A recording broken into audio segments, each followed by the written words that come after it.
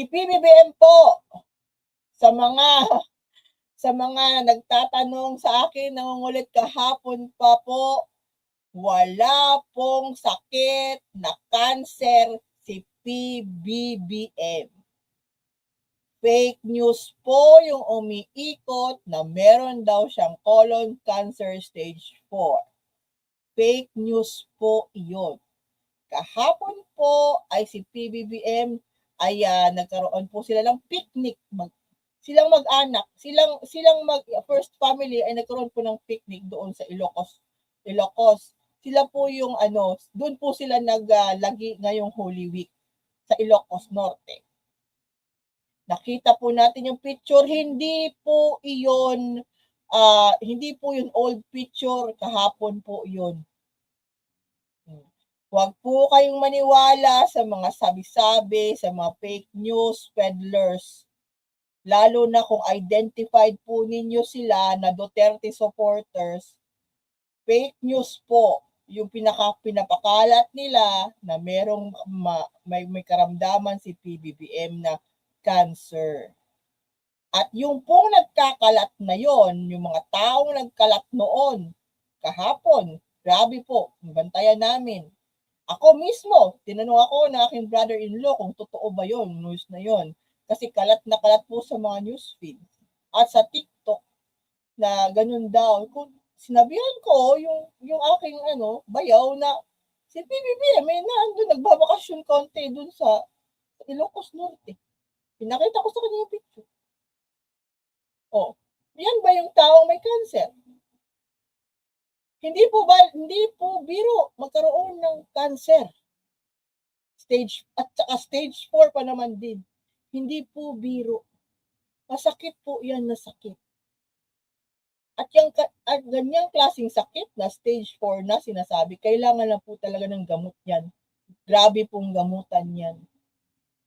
At kung siya pa ay kung siya pa ay tawag ito, nagkikimo, di sana nalagas na yung book ni PBBM. Wala pong sakit na cancer si PBBM. Wala. Ang alam namin, merong mga kwentong cancer na may sakit na mga ganyang klase ay si dating Pangulong Rodrigo Duterte. So, yung mga tao na gumagawa ng kwento ganito, wag po sana silang magtaka kung yung kanilang sinasabi, ang kanilang ininanais sa presidente ngayon na ganyang klase ng karamdaman ay bumaling sa kanila mismo. Hindi po ako magtataka kung yung mga gumagawa-gawa ng kwento na may cancer si PBBM ay sila po yung dadapuan ng cancer. Hindi po ako magtataka. Cancer na nga yung utak nila eh. Ano pa kaya kung magka-cancer sila sa kanila talagang katawan? So, sabi po ni PBBM, next week, ano ba ngayon? Ngayon po ay April 6, next week or April 9, alam po natin sa April 9 ay holiday po. Kasi araw po ng kagitingan sa April 9, Thursday, inaasahan po si PBBM sa Thursday ay malamang po ay pumunta sa Bataan. Pupunta siya doon sa Bataan. Meron doong pinupuntahan po kahit na po yung kanyang ama si Pulakay basta po kada April 9 pumupunta po yun sa Bataan. Parang panata na nila yun. So we expect na si PBBM din po ay pupunta din po sa Bataan sa April 9 sa araw ng kagitingan. Sa April 10 to 16 nagdeklara po si PBBM ng Planning and Development Week. Kasunod po ito nung innovation. Lumilindol po ngayon dito. Lumilindol po ngayon. Sandali. Wait lang. Lumilindol po. Live po tayo. Lumilindol po ngayon dito sa Ormoc. Yes, wait. Wait sa. Kalma. Yes, bebe. It's fine. Lumindol po. Lumindol po ngayon lang. So,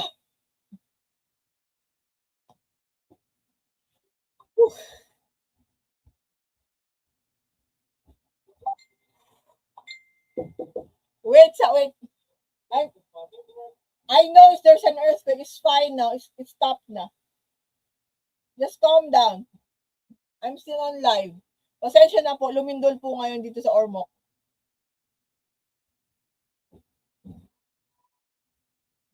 Matagal yun. Personally po, wait lang.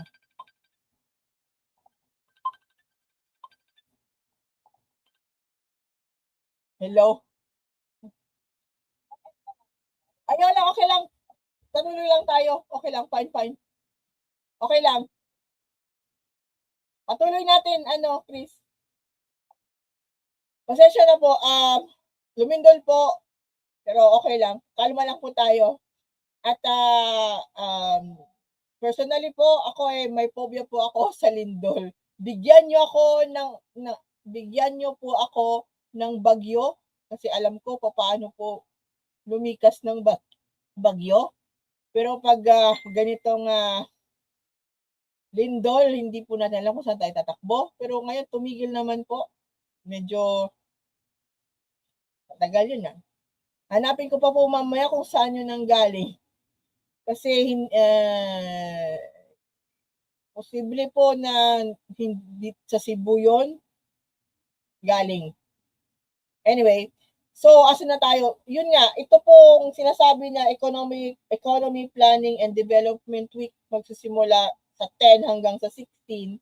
Ito po ay papunta rin po sa kanyang, yung na-remember po niyo yung Innovation Week, Innovation Day sa late April din po. Before po yung mga detractors magsabi na bakit ito yung inuuna ni PBBM, ganito ganyan, bakit hindi asikasuhin ang crisis, mga ganito ganyan. Ang hindi naman po umiikot ang ating buhay dito sa Pilipinas dahil doon sa nangyayari sa Middle East. May mga bagay pa rin po kailangan tutukan. 'Di ba? Hindi tayo dinidiktahan ng Middle East kung ano man ang dapat gawin natin dito sa Pilipinas. May iba pa mga aspeto po na kailangan tutukan ng gobyerno. Meron po tayo kasing sarili-sariling mga ginagawa. Ang trabaho po ng ating gobyerno ngayon siguraduhin na maayos sa ating agrikultura, ekonomiya. Yan yung priority po ni PBBM, lalong-lalo na po sa agriculture. At alam po, hindi naman po lingib sa kaalaman ng ating mga kababayan na sa lahat-lahat ng mga ni PBBM, mahal po ni PBM ang ating mga magsasaka, ang ating mga food producers. Yan po yung kanya talagang tinutukan kasi yan po talaga yung gusto niya. Kahit noon pa, kahit nung bata pa po siya, na yung magkaroon tayo ng food security. Sa mga naka-remember po yung movie, yung nagkaroon siya ng movie noong 1950s ba yun, 1960s, kung saan po siya he played a role na siya yung anak. Ano po to, life story po to ni Apolacay. Guhit ng, basta yung movie na yon. Isa sa mga sinabi po ng batang Bongbong Marcos doon sa movie ay gusto po niya plenty of food sa pagkainan ng ating mga Pilipino. Yun po yung kanyang yun po yung pinaka-importante sa kanya, na walang magugutom sa atin. Kaya ginagawa po niya yung lahat ang kanyang magagawa. At yun po ay nakikita po sa kanyang pagmamahal sa ating mga magsasaka. At yun po yung hindi dapat ipagkait at hindi isipan ng mali ng ibang mga kababayan natin. Maganda po ang hangarin ni PBBM sa mga magsasaka. Hindi lang nila pinapansin kasi iba yung gusto nilang pansinin. Pero sa amin nakakita dito sa ground kung gaano niya pinapahalagahan ang Department of Agriculture, marirealize po ninyo ang kanya talagang prioridad, ayaw talaga po ni PBBM na may magutom, maghirap na mga Pilipino. At na-measure po yung kahirapan ay kung paano po ang ability ng isang pamilya na makakain, maka-afford ng food. Diba? Kung hindi maka-afford man lamang ng basic food ang isang pamilya, masakit po yun. So kung ang ordinary Filipino family can afford food, yung nutritious food, yung food, hindi sila naghihirap maghanap ng food or maka-afford ng food, basic lang, it's a big deal na po pag wala nang nagugutom na Pinoy. Kung walang nagugutom na Pinoy, magiging healthy. Kung magiging healthy po yung populasyon, di maganda po yung sa ekonomiya. Hindi po tayo walang Pilipino mag-iisip ng masama para lang makakain. Yun po yung ng pagkain, importansya na makakain tayo ng maayos. Mabigyan ng sapat na pagkain ng kada Pilipino. Hindi po yun masama na hangarin. So, hindi ko maintindihan bakit nahihirapan ng ibang tao na tanggapin na itong presidente natin ngayon ay mas abala na naghahanap ng solusyon para tayo ay magkaroon ng food security. Mahirap po yan na mahirap po yan na hangarin. Hindi po basta-basta makasolve ka ng ganyan overnight.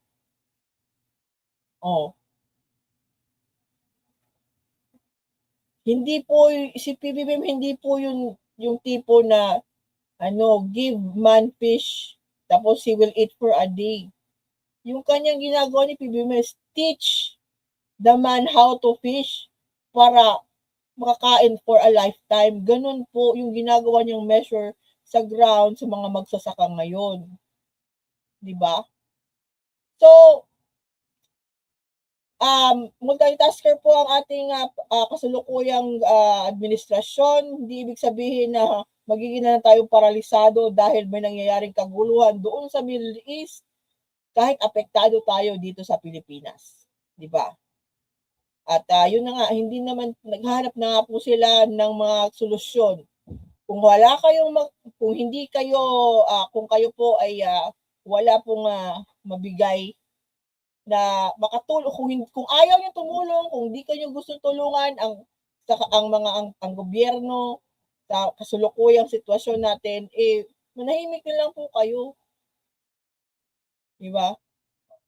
Kasi naghahanap yung mga tao ngayon ng paano gagawin ito. Nahahanap sila PBBM, paano mo isolve to. Maganda na nga po yung nangyari na binigyan na po tayo ng non-hostile consideration ng Iran at pwede nang lumayag ang mga ships na flag-bearing Filipino ships, Philippine flag-bearing ships na tankers na makapas sa Hormuz Strait. Malaking tulong na yun. Hindi na bababaga ng Iran kung meron tayong mga order sa Middle East countries na langis papapunta dito sa Pilipinas. Hindi pa tayo pinapabayad ng toll. Pero ibang mga kababayan natin, instead na matuwa, ay hindi pa rin natutuwa. Wala silang kasiyahan. Wala. At kahit anong siguro gawin ni PBBM, kahit mabuti na sa lahat, hindi pa rin sila matutuwa. So, ganun na lang. So, yun nga, Ano po ngayon, Abril po, summer na summer, at abala din po ang gobyerno sa mga programa at abangan na lang po natin. Ganito naman talaga po. Kasi yung mga tao ngayon, vacation mode. Lalong-lalo na po yung mga estudyante, vacation mode na po sila. So, sana po hindi na siya mainit. Mainit po. Mainit po talaga ngayon. Parang kadalawang beses na ako maligo. So, yun. Next po. Ay, nako. Ito, sakit ng ulo. Sakit ng ulo ko.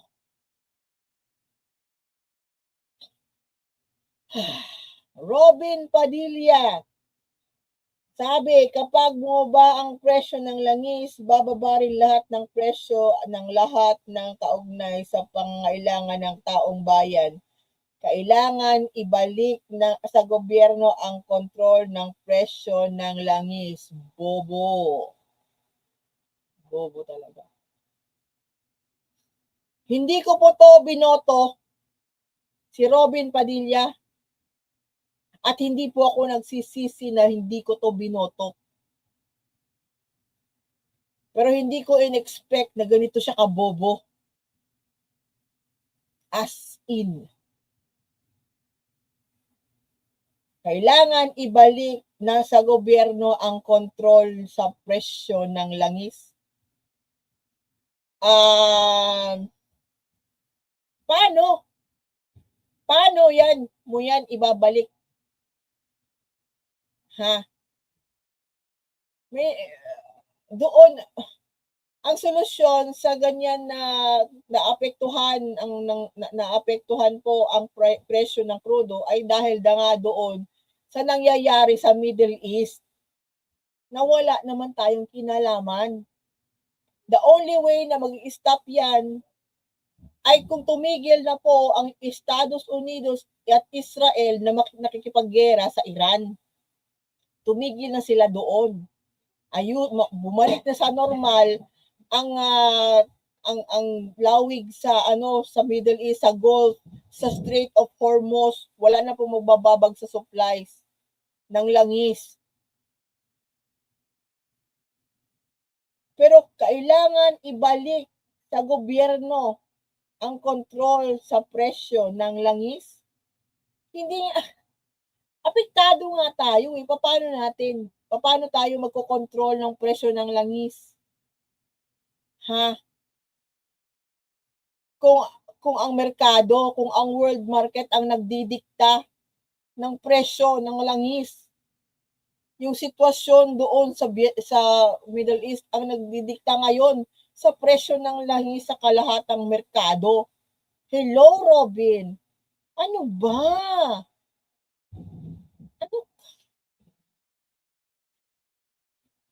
Ito yung problema po, yung maliit lang yung nalalaman pero akala nila madami silang alam. Sa English po, Englishin ko ha, little knowledge is very dangerous. Yun po si Robin Padilla. Yan po siya, ang embodiment ng little knowledge is very dangerous. Hindi lang po ito yung yung unang pagkakataon na nagsusuhestyon ang isang senador ng Pilipinas sa mga ganitong mga walang kwentang mga suhestyon. Yung isa, yung a few weeks ago, yung sinabi po niya, para po siya nagpaparinig na dapat daw po parang girahin natin. Yung suhestyon niya na girahin natin ang Sabah. Alam po natin na yung Sabah dati noon may claim daw ang Pilipinas sa Sabah noong mga nakaraang mga panahon. At ang gusto ni Senator Robin Padilla persahan natin kuhain ang Sabah. Mag-invade, so gusto niya makigera para kuhain ang langis na langis daw doon sa Sabah. You do not solve a problem with another problem, Senator Robin Padilla. No. Sino ba ang iyong advisor? Meron ka bang, anong ginagawa nung legal advisor mo na kamukha ni ni Palito? Diba? Abogado naman yun. Hindi ka nabibigyan ng advice? Legal advice sa mga pinagsasabi mo? Ha? So kung ganitong gusto mo mangyari, na kailangan ibalik sa gobyerno ang kontrol ng presyo ng langis, gumawa ka ng panukalang batas. Gumawa ka ng resolusyon dyan sa Senado. Yan ang trabaho mo. Sumulat ka ng isang resolusyon. Ipresenta mo yung resolusyon mong ganyan doon sa kapwa mo, senador. Pagdebatihan nyo yung yung gagawin mong resolusyon, at kung ipasa ninyo, pagbotohan nyo makapasa, yan po ay pupunta doon sa desk ng presidente, kung saan susuriin ulit at titingnan kung yun ay makakabuti sa mga Pilipino o hindi. Yan ang dapat ginagawa mo dyan sa Senate, Senator Robin Padilla. Gumagawa ka ng resolusyon na para maging batas, para mapasa ng batas. Kung gusto mo ibalik sa gobyerno ang kontrol ng presyo ng langis, gumawa ka, magsulat ka ng resolusyon. Yun. Simplihan natin na gumawa ka resolusyon kung kaya ng utak mo. Kaso parang hindi. So again, hindi po ako nagsisisi na hindi ko to binoto. Kasi alam ko mahina talaga yung utak. So, yung mga bumoto kay Robin Padilla, I think he got 25 million votes nung last 2022 elections ba yun? Kasalanan niya yan eh. Kaya bakit yung binoto yan? Kasalanan niya yan.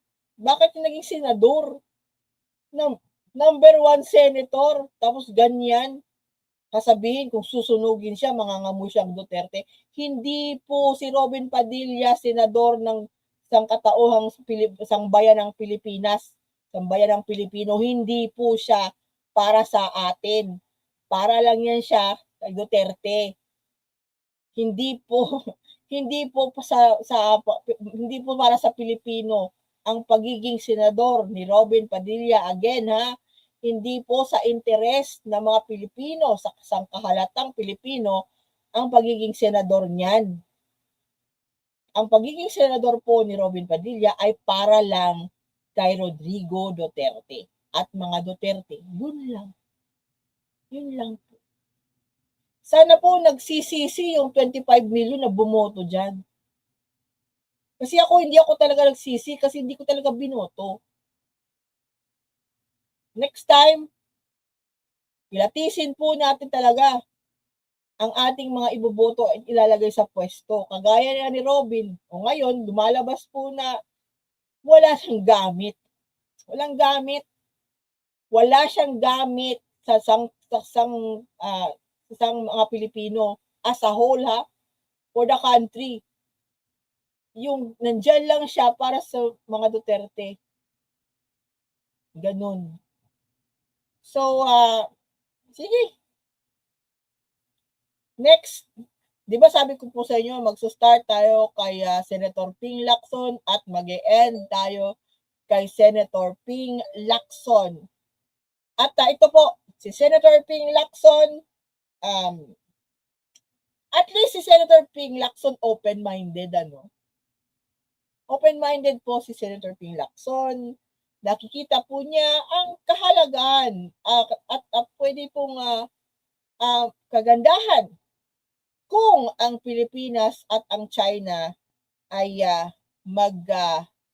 magkakaroon ng kooperasyon or kolaborasyon sa pagdiskubre or mag-explore po ng natural gas or siguro oil dyan sa ating mga karagatan.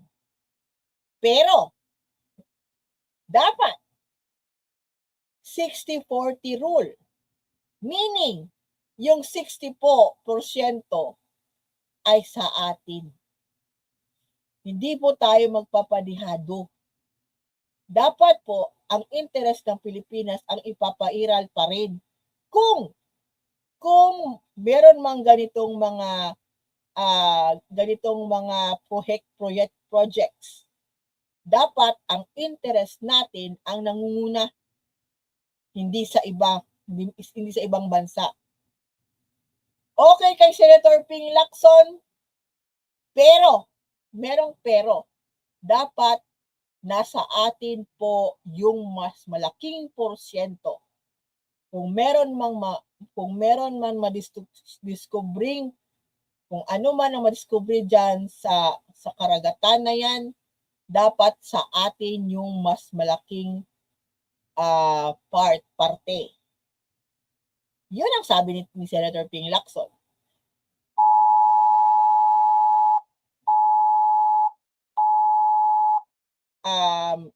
Yun na nga po, ang nag-alarm po dito sa akin ngayon lang at sinasabi po na ang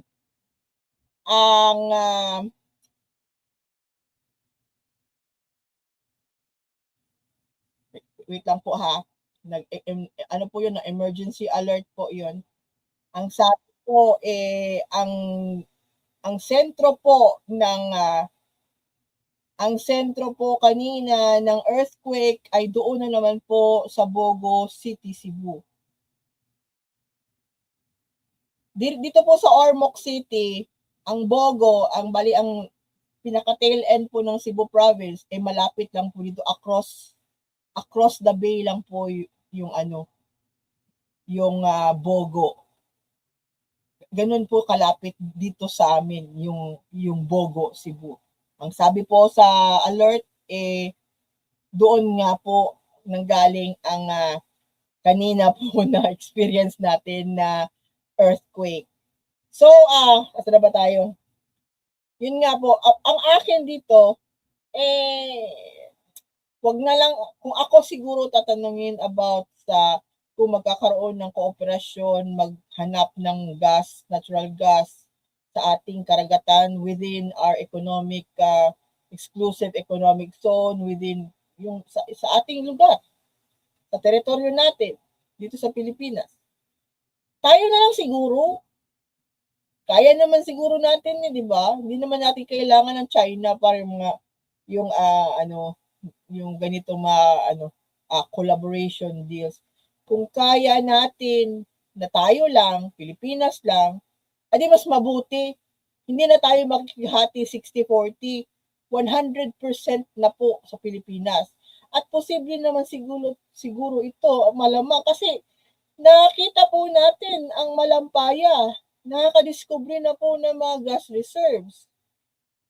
Last January, nag-announce po si PBBM na meron doon sa Malampaya, basta isa. And recently lang din, meron din po silang nakita na gas reserves. So, kung kaya ng mga inhenyero natin maghanap, mag-explore, dun sa ating karagatan ng kailangan nating hanapin na mga gas reserve or oil, tayo na lang siguro, kaya naman na mga Pilipino, di ba? Kaya natin yan, tayo na lang para hindi na tayo makipaghati sa iba. Di ba? So, we invest sa ating mga sariling mga inhenyero, sariling mga innovation ng ating mga kababayan. Kaya nga po importante yung sinusulong ni PBBM na Economy Planning and Development Week at saka Innovation Day ngayong buwan ng Abril. maganda po tayo, maganda po siguro sa diplomatikong pamamaraan, maganda po 'yan mag-cooperate tayo sa ibang bansa, 'di ba? Pero kung sa akin po, kung kaya natin sa atin, inhenyero natin, mga geodetic engineers natin, kung kaya natin, meron tayong mga experts na hanapin yung kailangan hanapin diyan sa mga lugar na yan para matulungan tayo, makadiscover tayo ng oil, makadiscover tayo ng gas diyan sa West Philippine Sea, at kahit na po doon sa kabila sa Pacific Ocean, sa Pacific na po na side, sa Benham Rice, kung makadiscover po tayo ng mga ganon, ay malaking tulong kung tayo po, mga Pilipino po, ang makakadiscover.